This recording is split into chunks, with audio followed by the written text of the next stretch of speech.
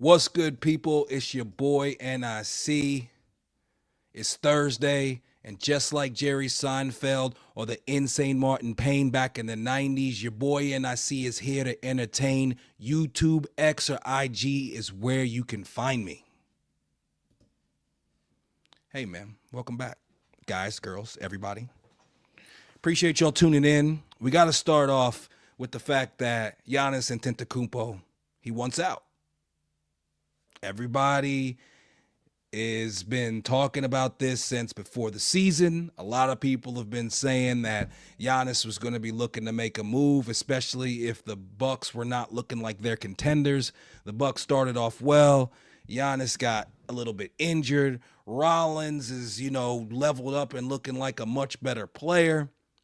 And then the Bucks start to fall off.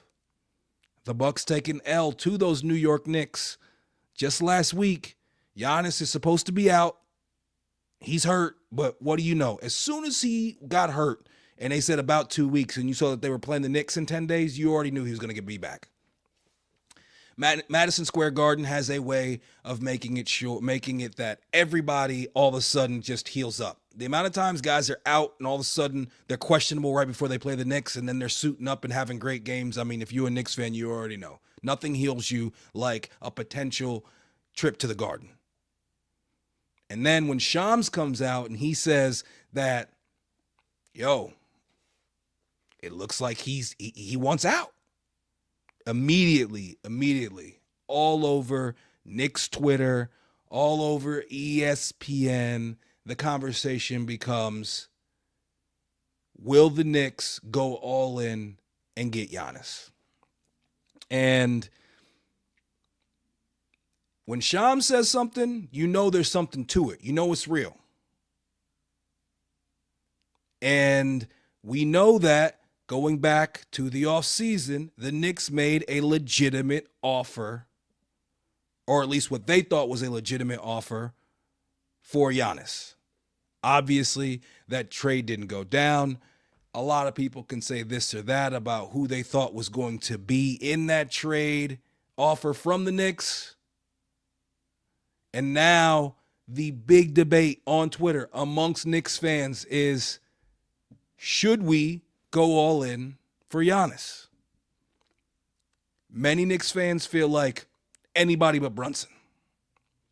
There's a lot of people in the middle that feel like, I like Giannis. I would like to get him, but we can't just give up everybody for him. There's some other people like me, and there's not many of us. We are the minority who feel like, I love Giannis. I think he's a great player. I don't think it makes sense for the Knicks. I don't think it makes sense for the Knicks. I also don't think it makes sense for the Bucks. I think the only way this trade gets done is if there's a third team involved. And I feel like, personally, as much as people love to get the star, as much as people know that Giannis is a top 5 player in this league when healthy, I personally don't feel like it's the move for the Knicks. I don't see it. I don't think that we should get him. I don't think he's a good fit, and I don't think that his game is going to age well. Say no to Giannis.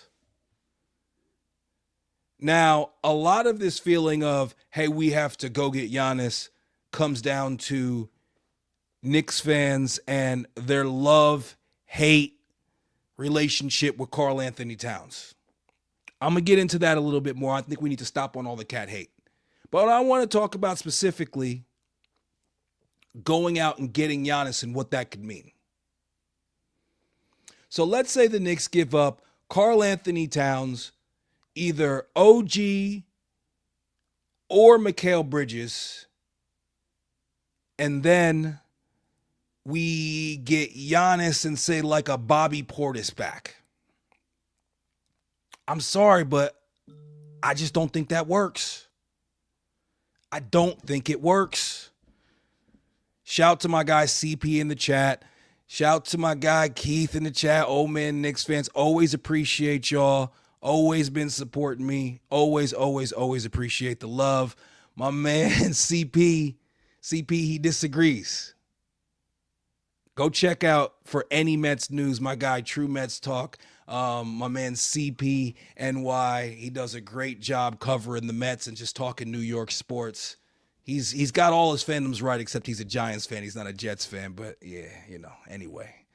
Yeah, man, look, listen, can't take anything away from Giannis. Transcendent player, one of the best players in the league when healthy. My issue with Giannis is this, as a player. First and foremost, his game is not going to age well. His game is predicated on athleticism, and he has no jump shot. So, if you're going to mortgage the entire future and go all in on Giannis, then the window, which the Knicks are in a short window, they need to win in the next few years. That's kind of the way that, things are looking. And obviously the overall game plan by Leon Rose. Excuse me if I sound a little nasally. Your boy's been battling something this week, but I'm doing my best. We here. And at the end of the day, if we go out and we get Giannis, now you're saying that, hey, we got to do this in the next few years because Giannis is 31 years old. As old man Knicks fan points out, he's gotten hurt the last 3 seasons. This was my thought process before he goes down with a non-contact injury on Wednesday with the calf. A lot of people were scared that it could be an Achilles. Whenever you see a guy go down non-contact and start grabbing back there, but it's looking like 2 to 4 weeks, the Bucks are saying, and he'll be reevaluated. I'm sorry, but when I look to the future, and I know that Karl Anthony Towns has plenty of shortcomings, things that drive you crazy. I think that they get overblown sometimes. I think that Knicks fans need to take a step back sometimes and realize that this guy won multiple playoff games for us last year, and when used properly is one of the most dangerous offensive weapons that there is. But when you look at a guy like Towns going to be able to do what he does his game is not predicated on athleticism. He's not a very athletic dude. He's always going to be able to shoot. Shooting never gets old. It typically only gets better. Giannis, on the other hand, if he were to tear an Achilles, and we've seen what that does to a lot of these players, and, they go down a notch athletically. All of a sudden, how good is Giannis if he's not able to take 3 strides from the half-court line and raise up and dunk on people? I don't see it. I don't see it as making sense. You want to go all in and you want to make it happen this year? Guess what? That's not this new NBA. That's not the NBA that we're seeing right now.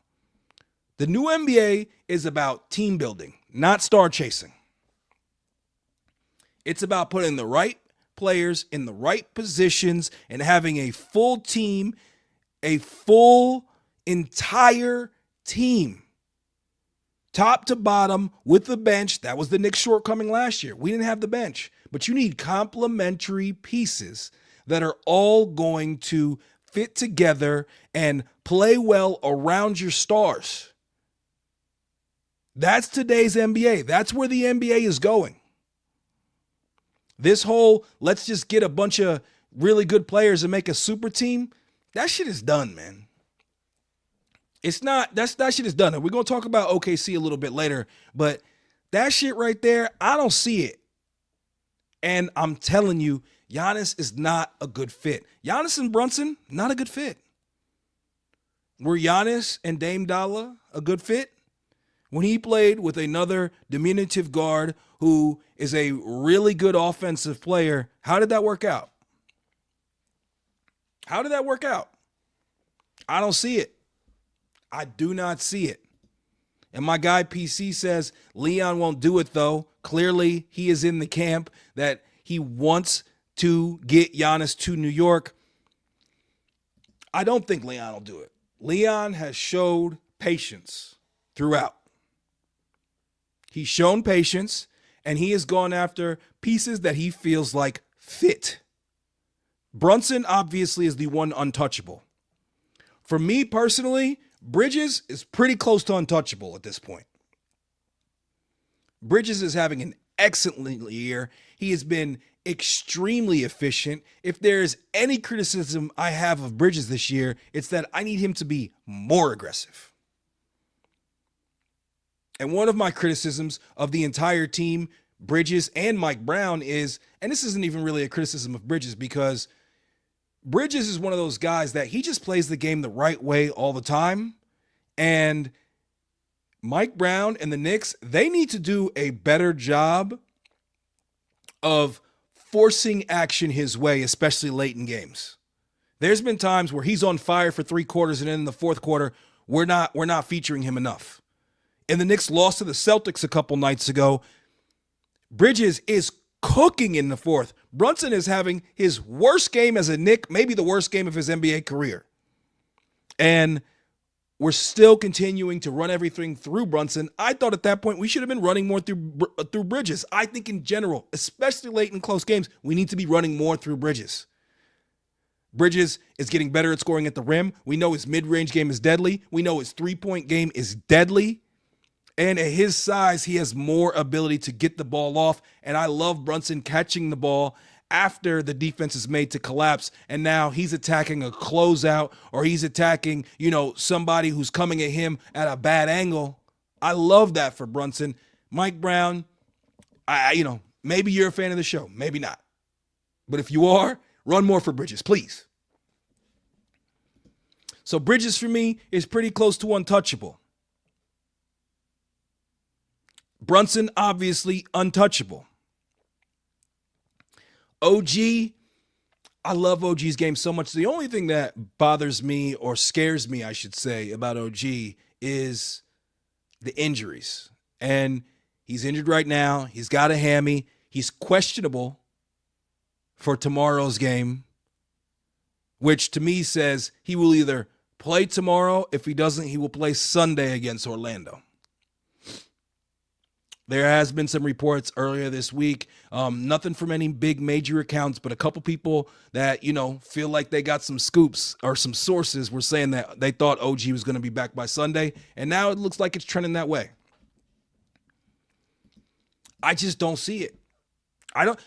As different as Brunson and Giannis are, they are both similar in the fact that they need the ball in their hands to be effective. Even in this new Mike Brown, free-flowing, move it around, drive and spray offense, there are times where you just got to give the ball to Brunson and let him do his thing. Because Brunson will kill you in that mid-range. He'll drive you crazy and who was it against? Last week, there was one game where he just kept working the right elbow over and over again, and they couldn't do nothing with him. That's Brunson's superpower. Giannis, you got to give him the ball and get out the way and let him do his thing. Giannis is not going to be the screen and roller for that's not him. He does not set screens and roll to the back. It's just not him.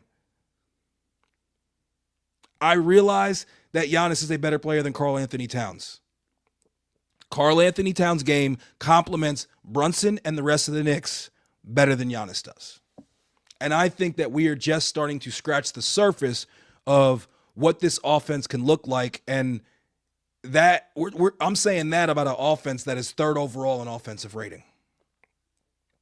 So I feel like these Knicks have a real chance to do something this year. I feel like they are nowhere close to reaching their potential. I feel like they have a coach who has the ability to get them to their potential.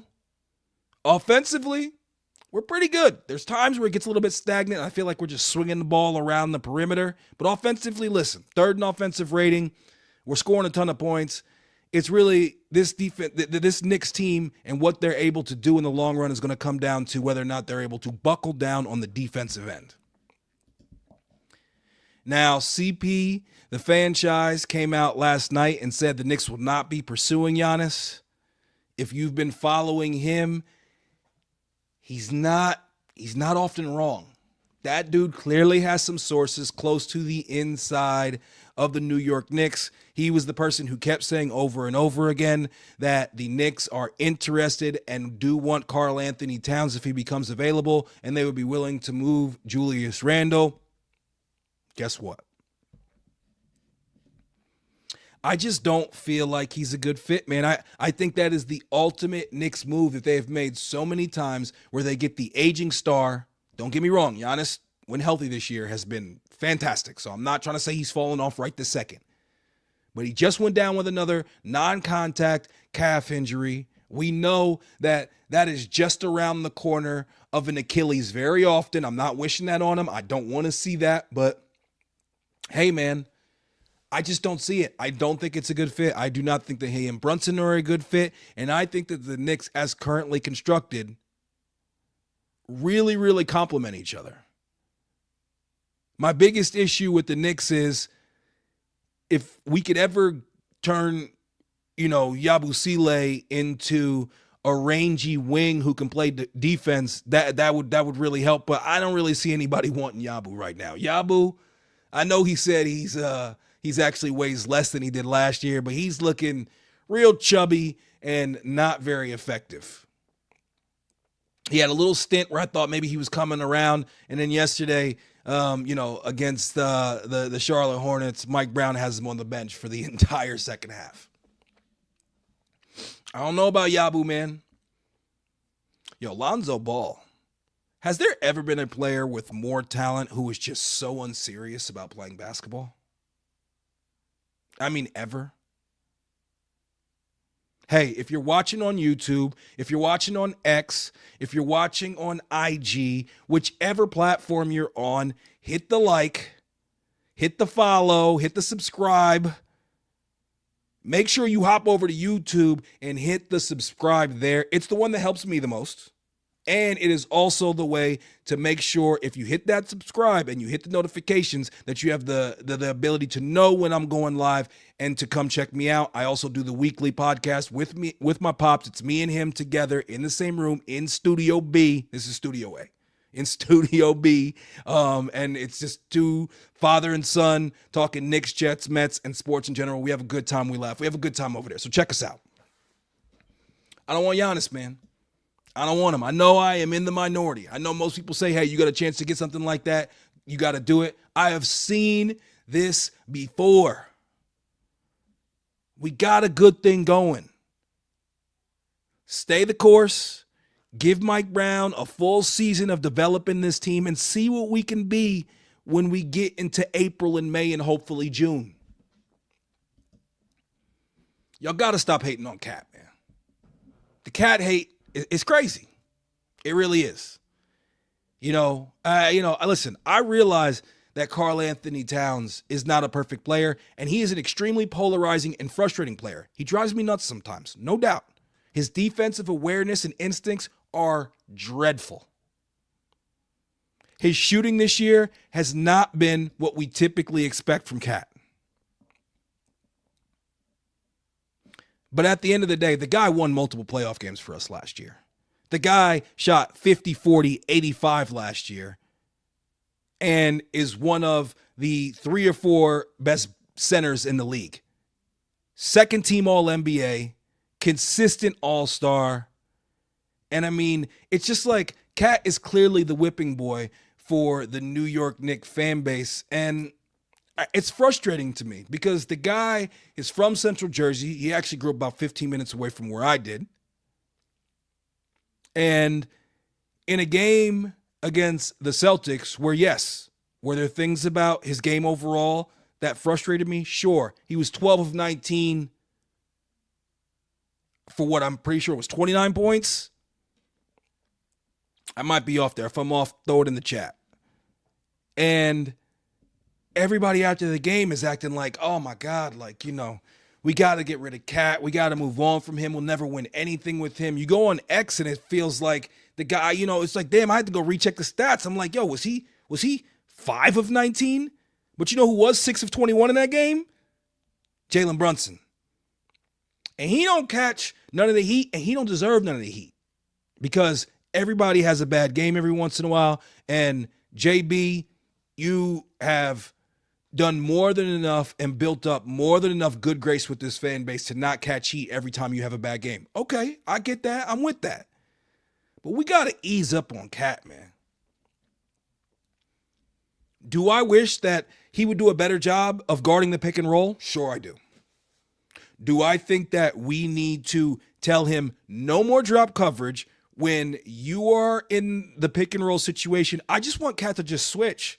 Just switch him onto the guard. He's actually pretty good at keeping guards in front of him and doing a decent job.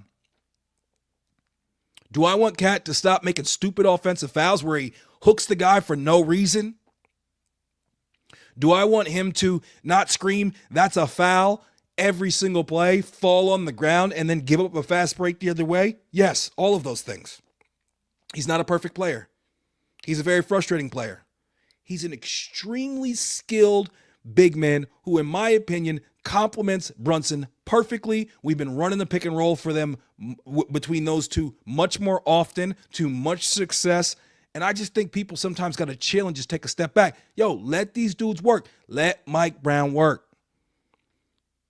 To me, when it comes to Cat, it's really up to Mike Brown. It's up to Mike Brown to get through to him on how to be a little bit better about some of these defensive principles. And it's up to Mike Brown to deploy him in the proper way. Get him to that elbow where he's comfortable, especially against some of these, like when they try to put like a small forward or a big guard on him. Feed him in that spot. That's up to Mike Brown and that's up to Brunson. Cat's got to be better. He's got to be better, no doubt. He's got to be smarter. The shooting, I'm not worried about it. It's going to come around. Cat is not going to continue to shoot as badly as he has this year. He's going to be 50, 40, 85 at the end of the season because that's what he's always been. Those shooting numbers have started to come up, starting to go to the rim a little bit more early, and then step back and shoot the three. But I'm not worried about the shooting. What I am worried about more than anything else with him is defensively, can he give us enough? I personally love the fact that we have gone to having Mitchell Robinson come off the bench. I think that Mitch coming off the bench and Cat playing at the 5 to start the game is the overall best game plan for the Knicks.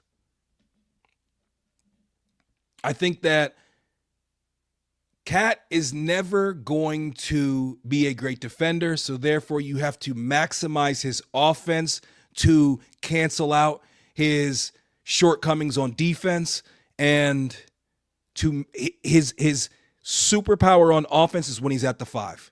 When you put him at the 5 and you make another team's center now have to guard him 2-3 feet behind the 3-point line, it opens up everything for everybody.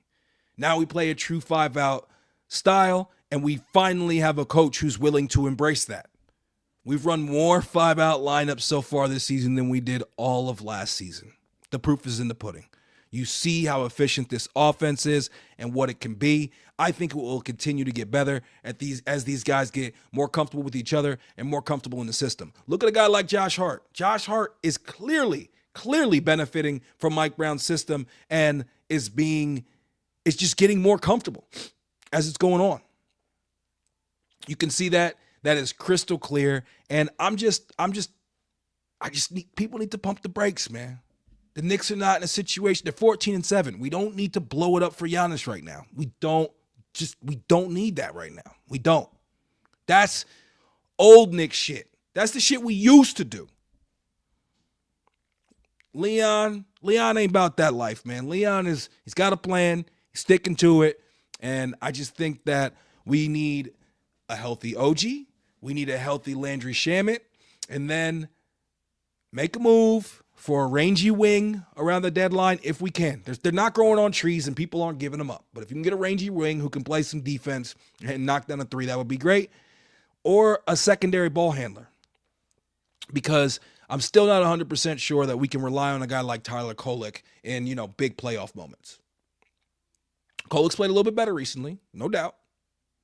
He's been forced into action with the injuries to OG and to Shamit. An interesting question is, when OG comes back, what's the starting lineup? I think we're going to end up seeing Josh Hart being the starting 2 guard, though I wish it was going to be Deuce McBride as the starting 2. Now, if Josh Hart is going to keep shooting 45% like he has the last few weeks, that changes everything. His jump shot, he's more confident. He's taken 7 threes in the last 2 games. Last game he was 4 of 7. And I don't, listen, we've seen Josh get hot at certain times. When Josh first came to the Knicks, he was shooting terrible in Portland from 3. When he first came to the Knicks, red hot. Then in the playoffs, can't shoot again. So you have to wonder if this is just one of those hot streaks from Josh, and then we're going to see him just be absolutely ice cold from behind the arc. He started off the year pretty ice cold, but recently he has shot the ball much better. He's gotten his percentage up into the upper 30s. Peter Patton, new shooting coach, might have something to do with it. Peter Patton's doing a good job. But honestly, man, I just, say no to Giannis, man. It's not the move. I know when a player of that caliber, is reported to say that he wants to play for the Knicks, people are going to get really excited and say, you got to go do it. I'm sorry, man. I've seen this before. It's not the move. It's not the move. Ooh, Dallas just made things interesting. 30-27. Dallas has been on a heater, man, and they've made themselves relevant again. They got a chance to, they got a chance at the division now, especially with the Eagles looking pretty mortal recently. And yeah, I'm not watching that game right now because I'm here with you guys. Let's stick to the NBA for a little bit. Are the Thunder going to go for 74? They're 21-1. The Thunder look unbeatable. They're 21-1, and their best player has only been back for a few. The second best player. Jalen Williams has only been back for a couple games. He missed the first 19 or so of those games. SGA is in total MVP form. You want to talk about, man, I don't want to hear nothing about Brunson and the foul baiting ever again. The clips of SGA recently where he's just going up, running into a guy and falling on the ground and doing like this and getting the call. It's crazy. League's got to do something about that. That should be something where they can retroactively fine you for that. It's the only way to eliminate it from the game, and the flopping is crazy. Sometimes he clearly is initiating the contact, and sometimes there's no contact, and he's just falling to the ground. I hate it. Like I said, I don't want to hear nothing about Brunson when it comes to the flopping. The Rockets look legit. Very legit. Udoka is, in my opinion, one of the 2 or 3 best. Him, Spo, Kerr, best coaches in the league. Sengun, heard it here first. I was one of the first. I saw within the first half of his first summer league game. I was like, that dude, he's a player. And now he's looking like baby Joker. I think out west, you have the Thunder, obviously. You have the Rockets. You have the Lakers. Austin Reeves. Dude is a legit player. Is he the best shooting guard in the league? Is he? We already know what Luka is. He's averaging a triple-double. He's averaging over 30 points. He is. I don't know if he's quite averaging a triple-double, but he's damn close, and he's playing his ass off. Skinny Luka is a problem. And Bron, anybody who thought that LeBron was going to have a hard time coming back and fitting in, I don't want to hear anything else you have to say about sports or basketball. Guy's got one of the highest IQs of any player we've ever seen, and y'all are like, oh, I don't know if he's going to be able to fit in. Fuck you talking about? Bron going to be able to fit in. He going to be able to figure it out.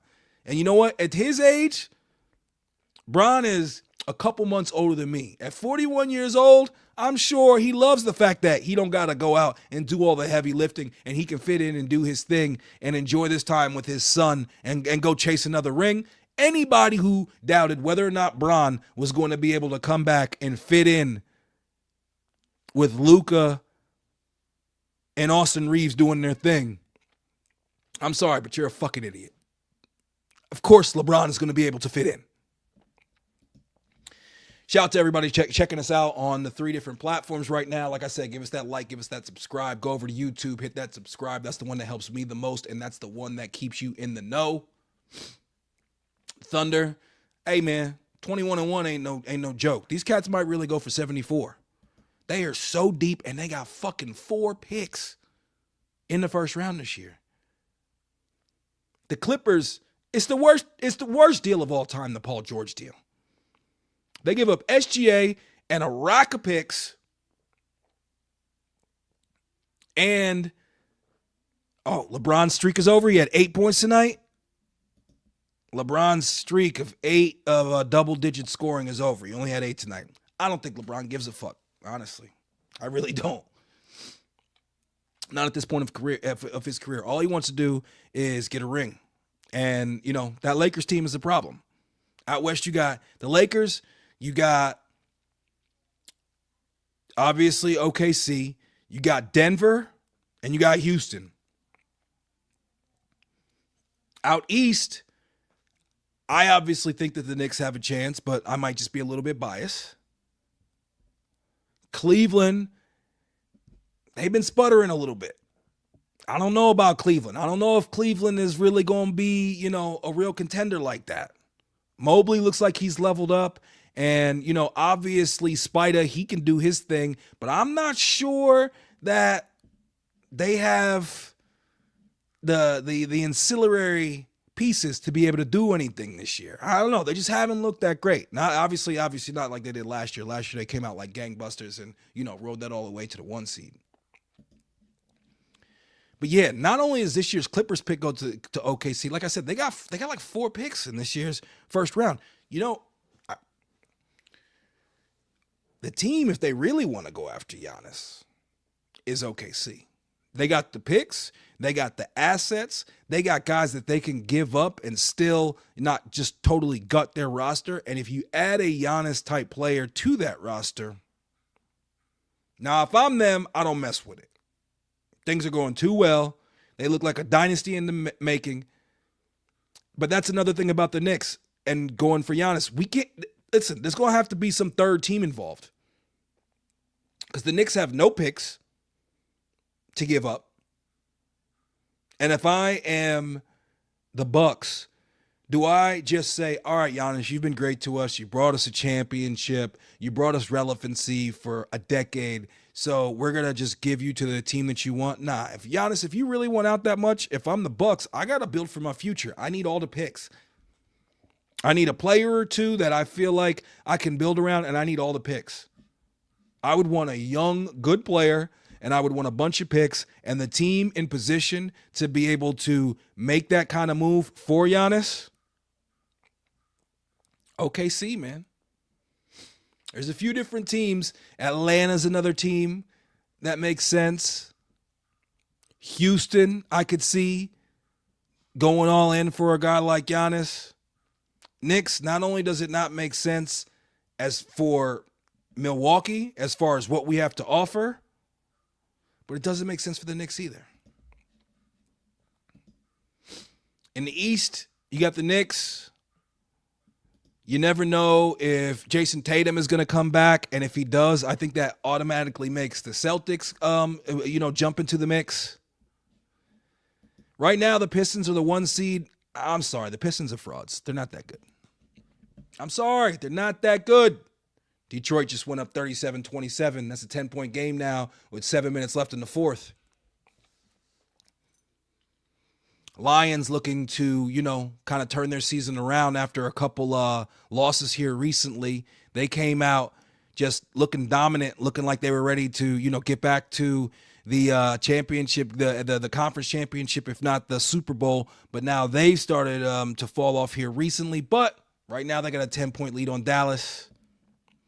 Dallas got my guy Quentin Williams. The Jets made that trade, sent Quentin Williams out there, and he's been out there balling. Shout out to Quentin. I love Quentin, man. I was sad to see him go. Speaking of those Jets, are they ruining their ability to get their franchise quarterback in this upcoming draft? Jets get a win last week. They beat the Falcons. Nick Folk goes ahead and just hits a squibber that just gets in the lower left corner inside the uprights above the crossbar, and the Jets get the walk-off win. Aaron Glenn, I got to say, he looks like he's got these guys playing hard. For a 3-win team, they look like they're out there. They're giving it their all, but they're playing hard. And I hated the trades at the time when the Jets got rid of Sauce. They got rid of Quinnen. They get back picks. They're clearly looking to build for the future. My thought process is if you have a young, big-time corner and a young, big-time defensive tackle, you're going and getting picks, just hoping that they can turn into what these players already are. It's not like they're at the end of a contract where you're looking at, oh, do we have to pay them? They were both paid. They're both locked up. But Darren Muji, hey, man, when you take a step back and you look at those picks right now, first of all, that trade with the Colts have lost 3 of 4. They're now 8-4. At one point, they had the best record in the entire NFL. Your boy Daniel Jones is gimpy. And Sauce just went down with a calf injury. One of those look back to see who kicked him in the leg. That one was scary. It looked like an Achilles as well. I wish nothing bad on Sauce. I love Sauce. It's my guy. Was he a little bit overrated, some people might say, including my pops here recently these last couple years? I don't think he was overrated. I think he's one of those guys who he doesn't come with the stats because people just don't throw his way. He's not a good tackler, but I think he's a great cover corner, and I wish him nothing but the best moving forward in his career. But especially now that the Colts are falling off, those trades aren't looking so bad.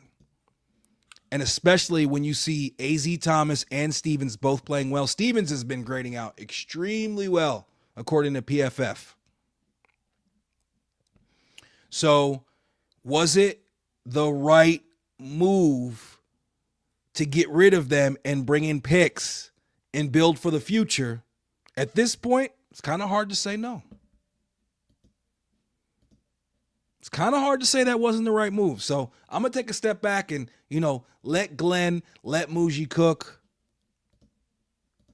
My guy Keith down in the ATL, I finally won my household civil war. We've lost the last 3 games against the Falcons. My wife is a diehard Falcons fan.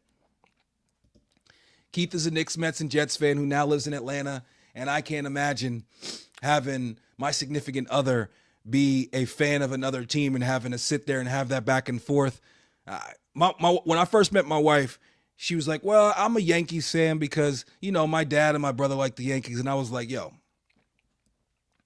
is it like serious? Does it matter to you? Like, is it you're serious and you're like, yo, I'm really a Yankee fan. Like, can you give me 3 players in their lineup? And she's like, nah, I don't care like that. I was like, listen, baby, we going to do this thing and we going to do it for the long run. We going on 18 years together. And I was like, yo, I'm going to need you to just go ahead and convert now and be a Mets fan. Let's just make this easier and more harmonious for our household. So I converted her, and she is now a Mets fan, and it's for the better. If you watch the pod with me and my dad, he did this to me.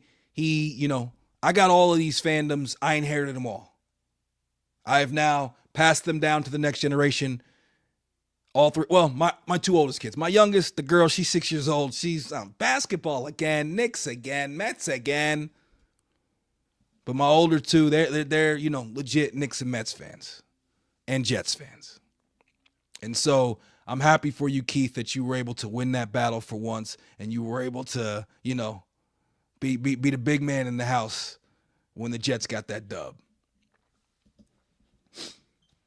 Yeah, man. Like I said, Quincy is stepping up out there in Dallas. Good for him. Tyrod Taylor, he's just light years better and a more competent quarterback than Justin Fields. My biggest worry about this current Jets regime is the fact that they, going into this season, thought that Justin Fields was going to be a better option than Aaron Rodgers. That makes me nervous about their quarterback evaluation because Justin Fields, he's a rugby player. Justin Fields might want to look into going the like, you know, I'm a slash running back slash quarterback slash tight end role. Because quarterback, he's not an NFL quarterback. He's not. He can't process. He can't make the throws. One of the things about Justin Fields that jumps off the screen and really, really got to make you take a step back and be like, yo, he's not good at running the read option. The amount of times that I saw him make the wrong read on the read option this year is crazy. If there's one thing the guy should be good at, it's the read option. You can tell the game's just moving too fast for him. It is. He needs his best bet is to go Taysom Hill. He needs to try his best to be the Taysom Hill for some team. Find a coach who likes some of this new gadget shit or some of this, you know, this wildcat shit, and hope that you can latch on and stick with a team like that.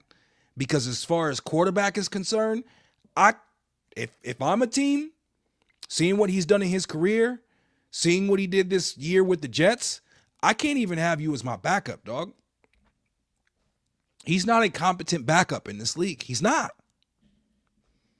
He needs to go Taysom Hill. That's the move. But Aaron Glenn, he's got these guys playing, man. He's got these guys playing. Mitchell can catch the ball. Who knew? Big game for him. 100 yards, caught the big bomb. And Mechie, he actually had the drops. Mechie's been catching the ball. Mitchell hasn't been catching the ball. Against the Falcons, Mitchell, all of a sudden, is catching the ball, and Mechie's got a couple big drops.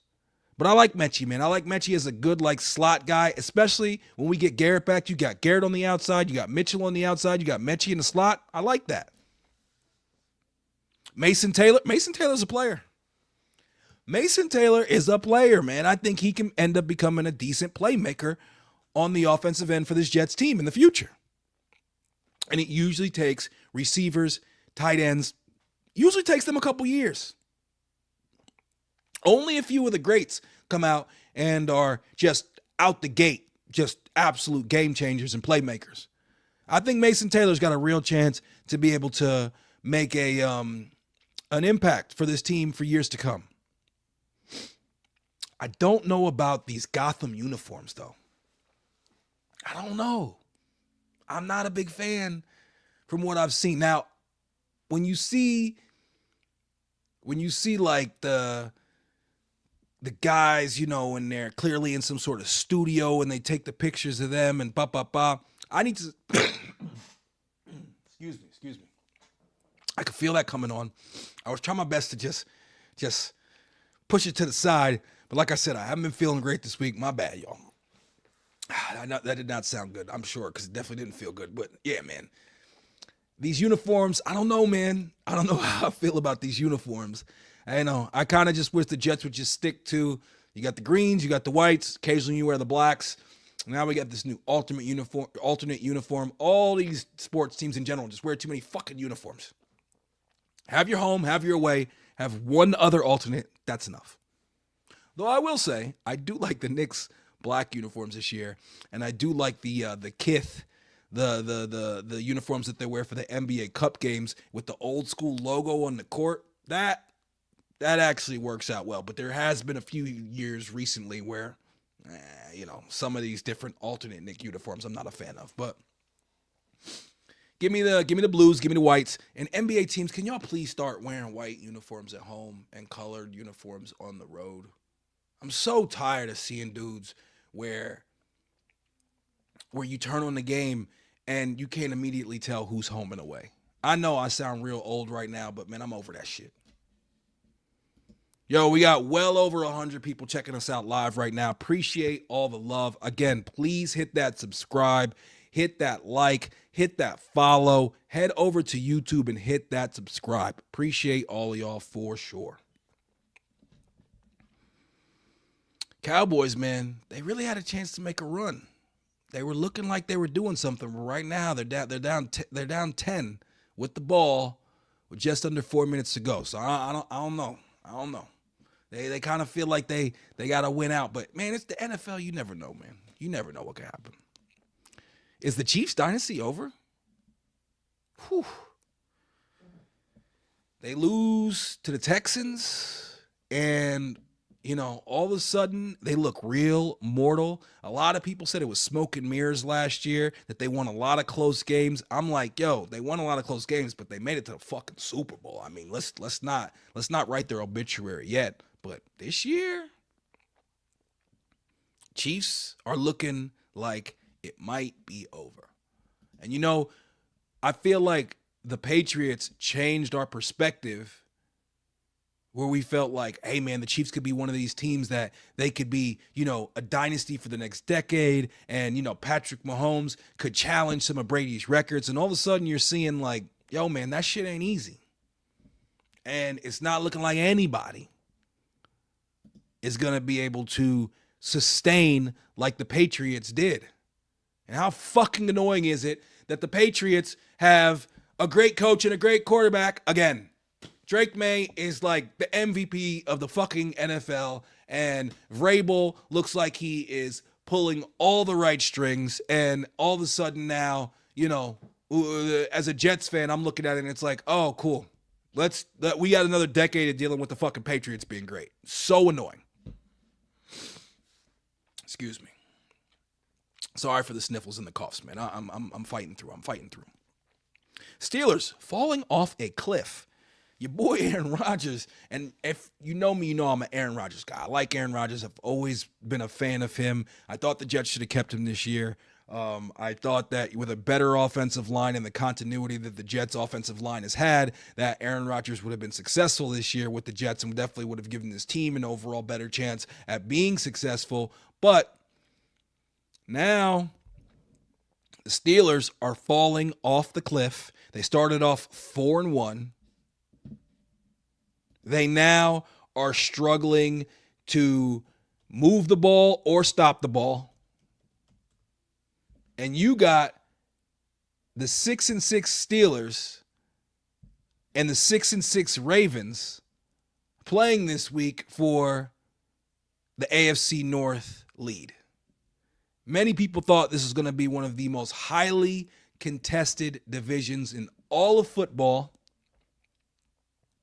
And the Ravens are having a down year. Lamar's been hurt. He's missed some time. The Steelers, like I said, started off 4-1, and now they're sitting at 6-6. Aaron Rodgers is looking bloodied. His nose is all bloody. His left wrist is all fucked up and in a cast. Joe Burrow gets hurt. He's come back, but the Bengals are down at 4-8. The Browns have just spent their entire year trying to sabotage Shador as opposed to actually go out there and win games. And the AFC North is down this year. That just goes to show you, man, in the NFL, you never know what the fuck is going to happen from year to year. You really don't. And the Jets, I'm not going to be one of those people that roots for my team to lose. I know that we are getting further and further away from that number one pick, but we do have a lot of picks to be able to offer somebody if we want to be able to get up into that first pick. And it looks like right now Tennessee is going to have the number one pick, and they clearly already have their quarterback. Cam Ward is a beast. I think he's got all the potential to be fantastic. If I'm the Jets and I get a chance, I want that kid Mendoza. I'm not a huge college football guy. I used to be much, much more into it back in the day, but I'm not a huge college football guy. But that kid Mendoza, I like him because he's 6'4", 6'5", 220 pounds. I do not want a quarterback who is shorter than 6'3". I don't want no 6'2", 6'1". I want a big, strong dude who's a pocket passer, who can maybe run if he needs to, but I want a la Drake May. You can get that kid Mendoza, I'm with it. Go get him. NFL, there's nothing really else too exciting in the NFL for me right now. Yo, the Texans on the come up. A lot of people wrote them off. CJ Stroud is back. That defense is unreal. And the Texans are coming. Shout to Devin Williams. Mets go out and they sign Devin Williams. Devin Williams, one of the more dominant back of the end of the rotation, or I should say end of the bullpen pitchers over the last few years.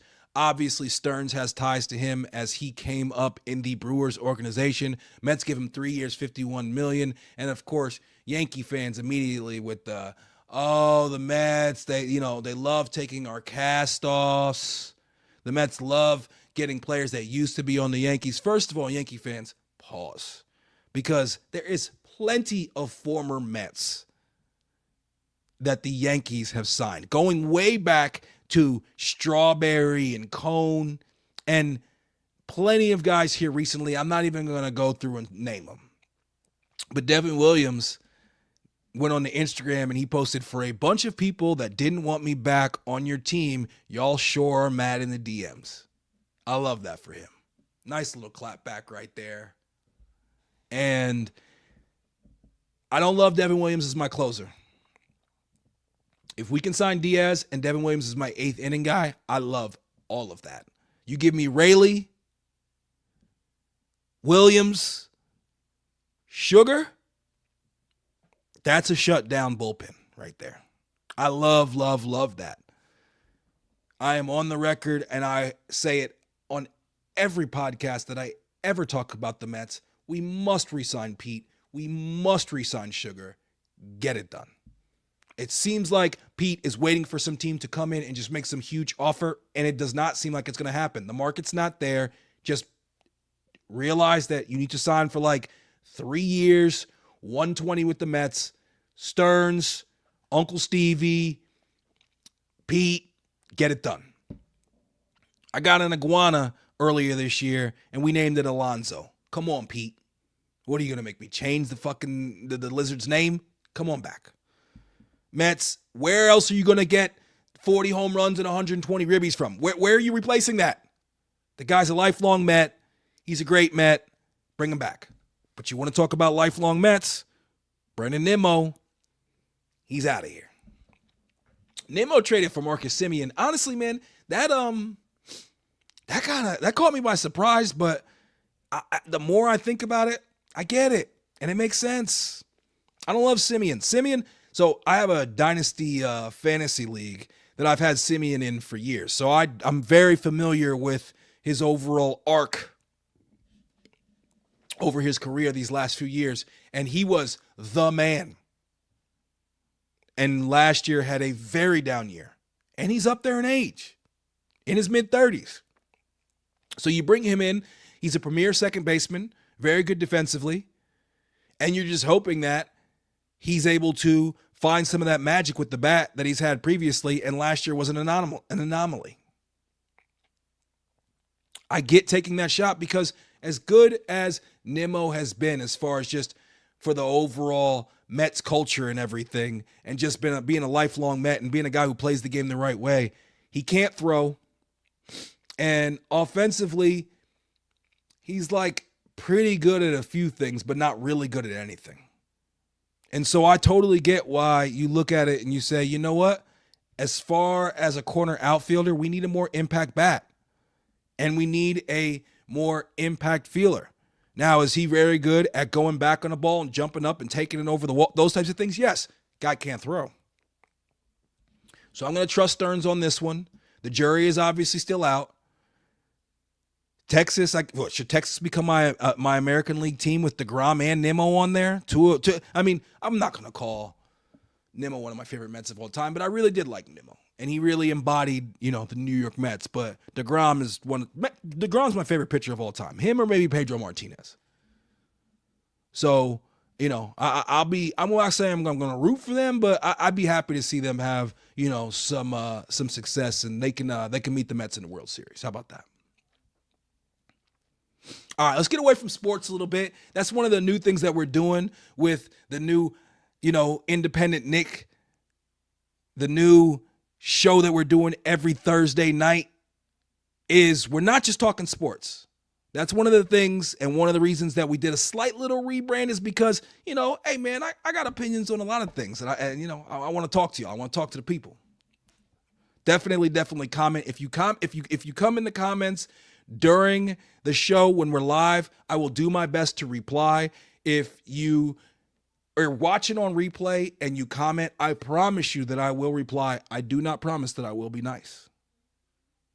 Did any of y'all see this Drewski Hatfish skit?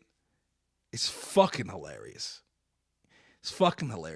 Drewski, the thing that he does that's so funny with his skits is instead of being like, oh, I got this like cool little concept where, we do this. He has this thing where he takes the person in your life, the character that you've seen before, and he accentuates it and makes it funny. And he does it in such a relatable way where you're like, damn, yo, I know that dude. I know somebody just like that. Whether it be the hood white dude, whether it be the work husband teaser. We're going to get to that in a little bit when we get to, Ask Nick. Drewski is so good at that.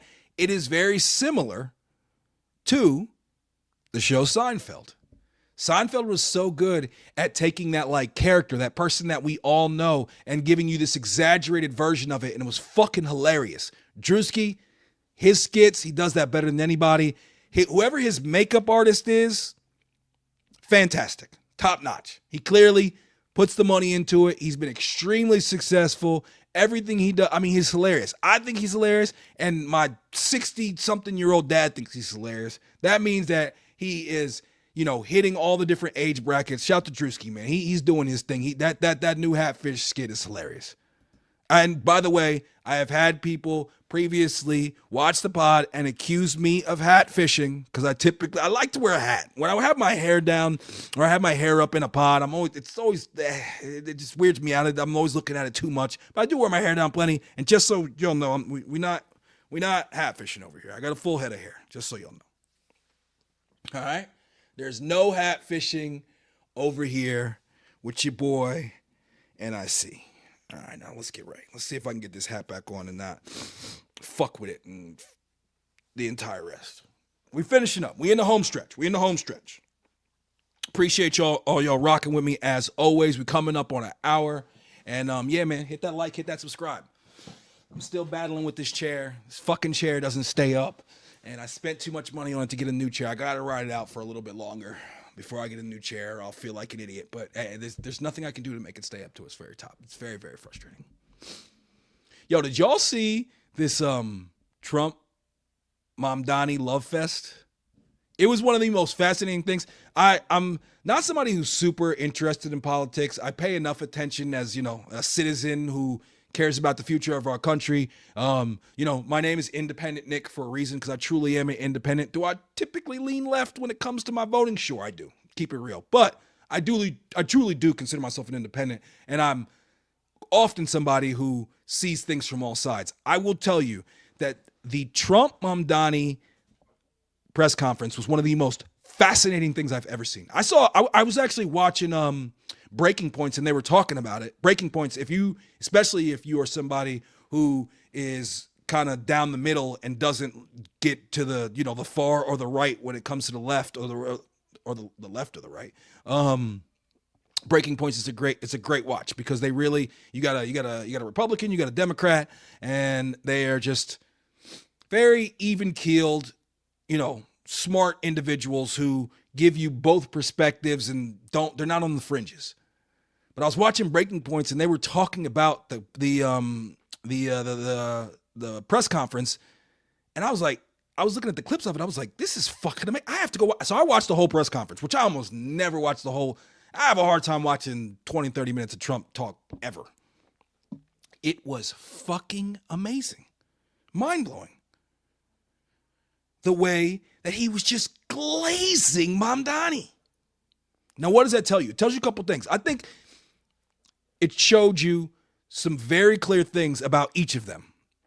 First and foremost, it showed you that Trump has no ideals or principles. He just wants to win. He likes winners. He's going to attach himself to winners, and he's going to do whatever he can to make himself more popular and to make him be able to win. And he sees the momentum of this guy, Mamdani. He talked about it during the thing.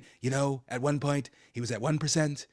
And then all of a sudden, I see him, he's at 2%. He's at 3%. I'm saying, oh, this guy might have something. All of a sudden, he's at 17%. I said, oh, well, he really might have something. And now he's sitting there talking about how they're so like-minded. We both love this city. It was amazing to watch. It was amazing to watch. I don't know what that does to the Republican Party moving forward. All these people who were saying that this guy, he's a socialist, he's going to ruin this great city and all this, I don't know what that does to them. But I don't think Trump gives a fuck. Trump don't give a fuck about the Republican Party. You go back in the day, he clearly said he did not give a fuck about, he thought the Republicans were stupid.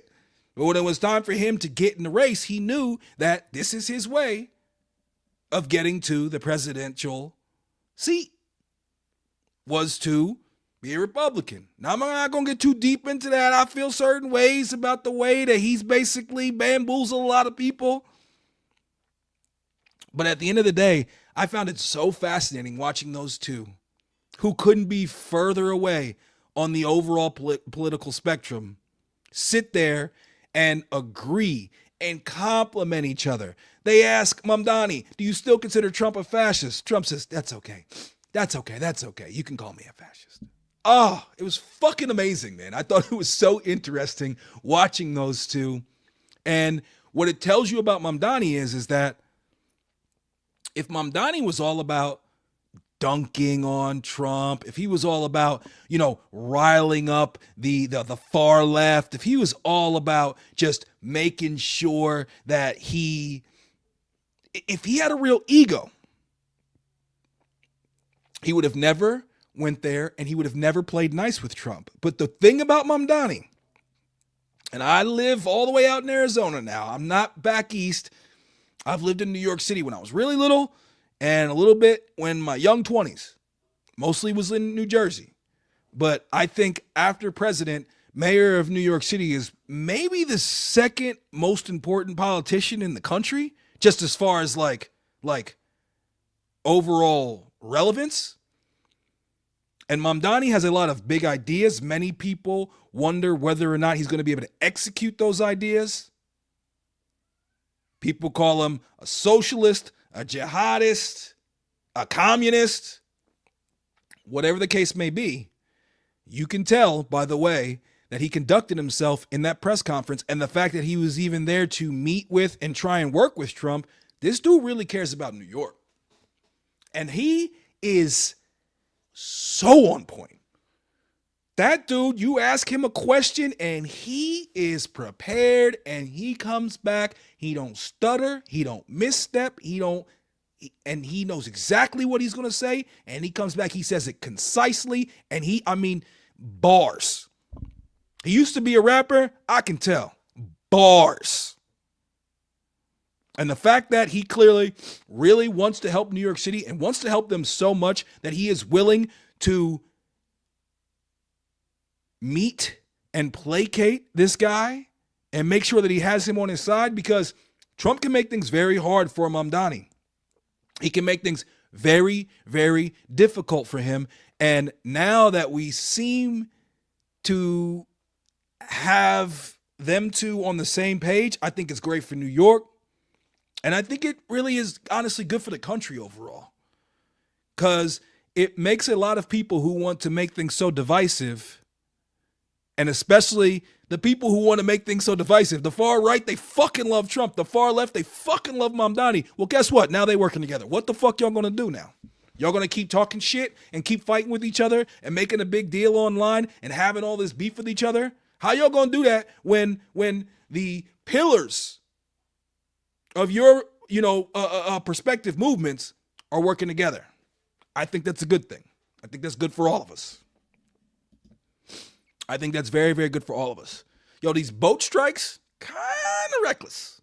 They seem kind of reckless. I don't know a lot about them, so I'm not going to get too deep into them. But, what I do know is I've seen the show Snowfall. And long before I saw that show, I knew the stories of, certain 3-letter agencies bringing in drugs and pouring them into the inner cities and what those did.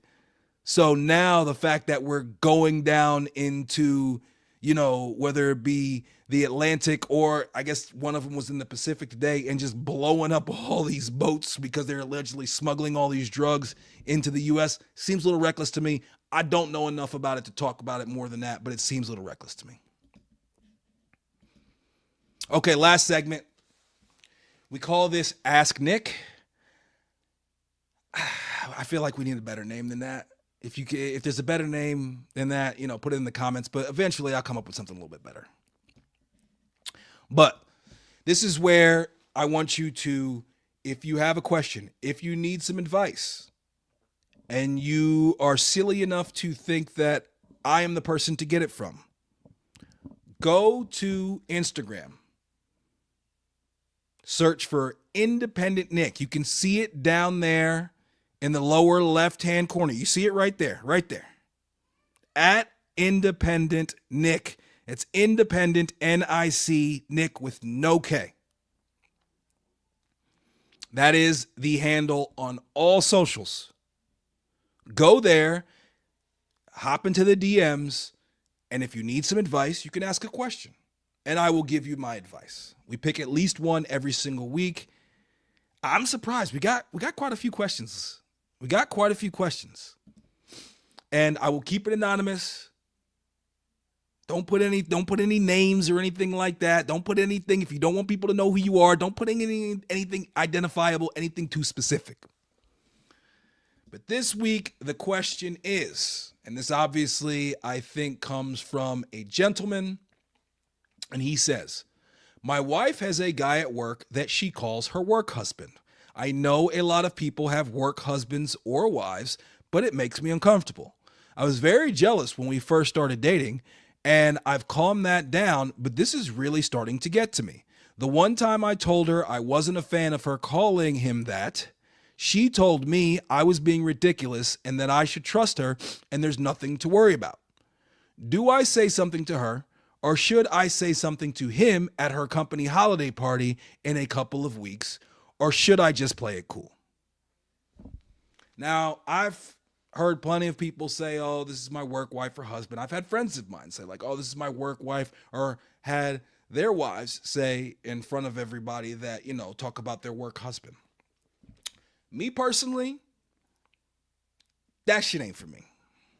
Okay? I personally feel, and I know that I might catch some heat for this, but my wife, she's got male friends from when she was young. She's got a couple that she's still real cool with, that I know well, I'm cool with, all of that. She's not making any new, really close male friends at this point of her life.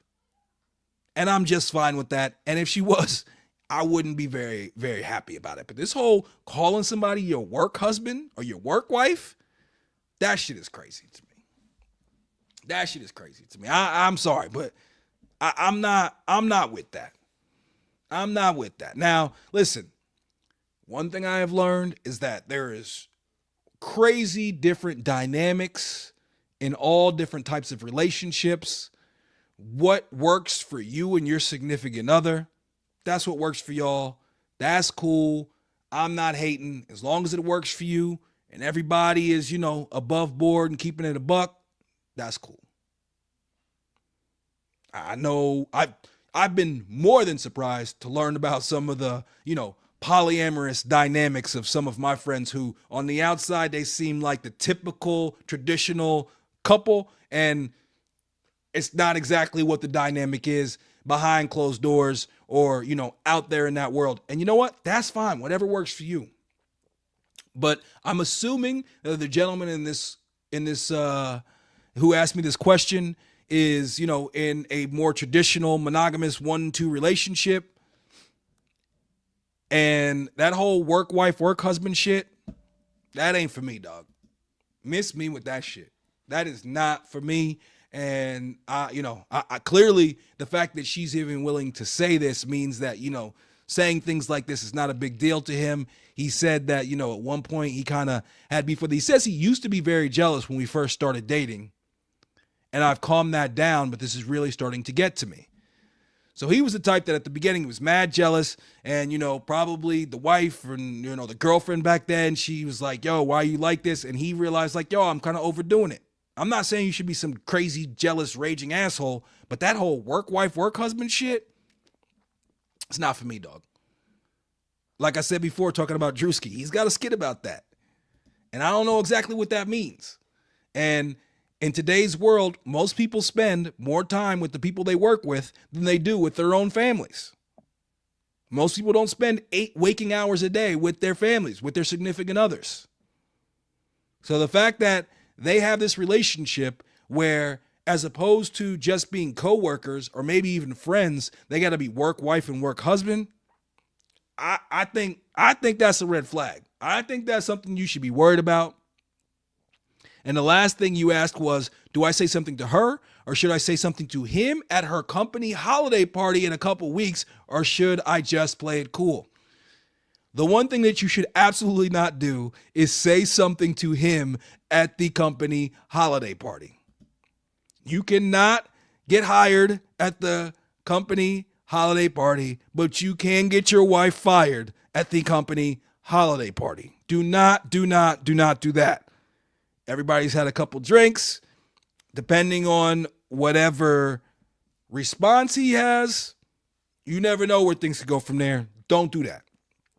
I also, just in general, if my significant other, if I have an issue with whatever she's possibly doing with somebody else, that's not a beef between me and them. I gotta talk to the person that's mine. That's the person that is with me, that has some sort of allegiance or responsibility to me. That's a conversation between you and your wife. And I do think you need to say something.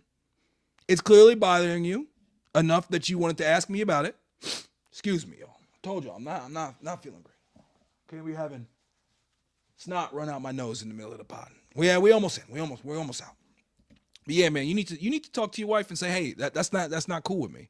And if she wants to say, oh, why are you making a big deal? Nah, you need to explain to her, listen, you're my wife, I'm your husband, work, home, whatever. I'm the only person that gets that title. It means a lot to me. I don't call anybody my work wife. So you need to dead that shit. And honestly, I would be asking some more questions and, be a little bit skeptical about the relationship. Now, I don't believe in going through phones and becoming a private eye. If you're with somebody, you should trust them enough that you don't need to do any of that shit. But what I would do at this holiday party is I would pay attention and watch I would see their interactions, especially in moments where they don't necessarily think that I am watching them. I would take a step back and I would, just peep. You know her.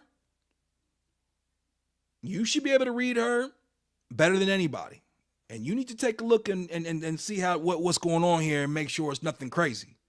I'm not telling you to get wild. I'm not accusing her of anything. I don't think you should accuse her of anything. But I do think that it is okay for you to set boundaries and say that, you know what? This whole work wife, work husband, that title, I'm not cool with. And honestly, that overall dynamic and relationship, I'm not cool with. I think that you are totally within your right saying that. So just make sure that if something is bothering you, that you communicate it. Do so with as little emotion as possible. But you're going to be emotional. I mean, we're talking about your wife here. But at the end of the day, I would take a step back and I would do some observing at this holiday party. And I would definitely make it clear to her moving forward that this whole work wife, work husband title and dynamic, I'm not cool with it. It's not for me. Appreciate y'all, man. It's another Thursday. It's the biggest episode yet. Looking at how many people are checking out right now. I'm not sure what platforms you're on, but I appreciate you. Like, follow, subscribe, turn on notifications.